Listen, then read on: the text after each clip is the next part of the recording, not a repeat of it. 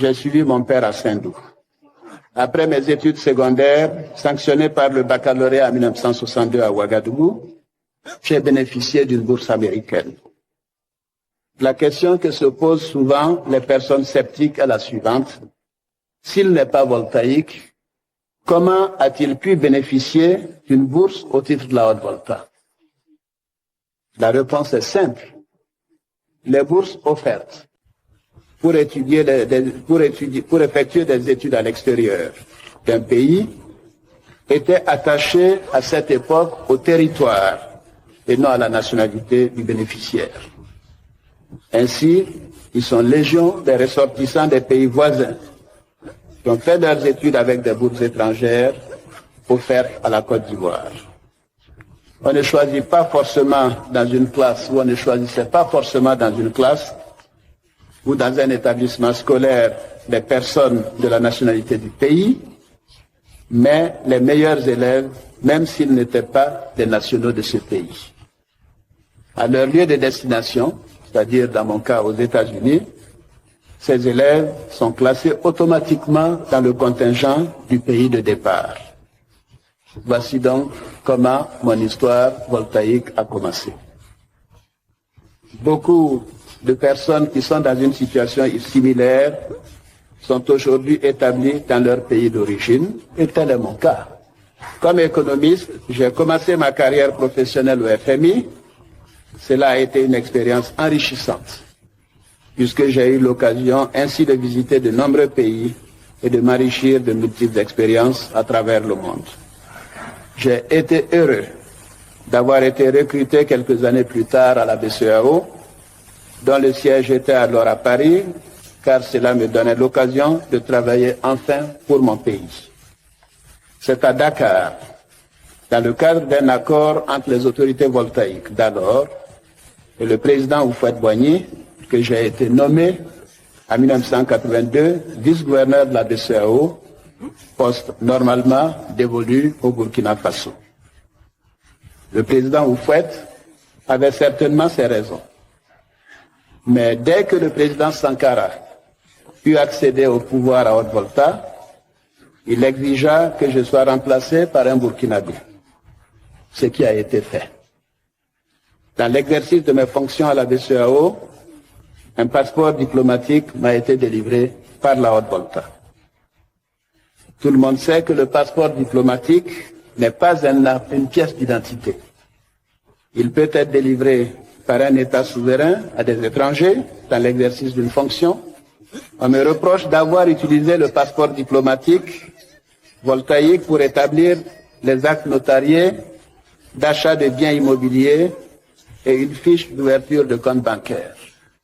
Demandez à n'importe quel juriste. Il vous expliquera que ces actes sont de nature purement commerciale et n'ont donc pas pour effet d'établir une nationalité. Et c'est cela la vérité. C'est le lieu de préciser que tout en étant détenteur d'un passeport diplomatique de la Haute-Volta, jamais je n'ai travaillé dans la fonction publique burkinabé, jamais je n'ai travaillé dans le secteur privé en Haute-Volta. Et cela peut être vérifié pour quelqu'un qu'on traite de burkinabé. Pour compléter cette présentation, j'ai occupé les fonctions de directeur Afrique du Fonds monétaire international de 1984 à 1988. Mon retour dans cette institution s'est fait après consultation, non pas des autorités burkinabées en 1984, mais du président Félix Houphouët-Boigny, que j'étais allé voir à sa résidence à Masran en septembre 1984. Il était heureux donc de cela et il a demandé au ministre Aké Siméon de me faire établir un passeport diplomatique compte tenu de l'importance de cette fonction. Et voici également ce passeport diplomatique.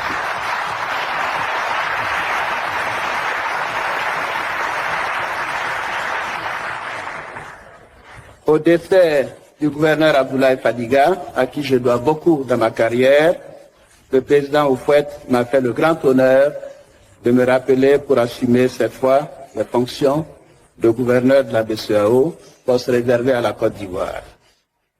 Or, j'ai entendu mon frère, le président Babo, affirmer qu'il était choqué par le fait que j'ai été vice-gouverneur au titre de la Haute-Volta.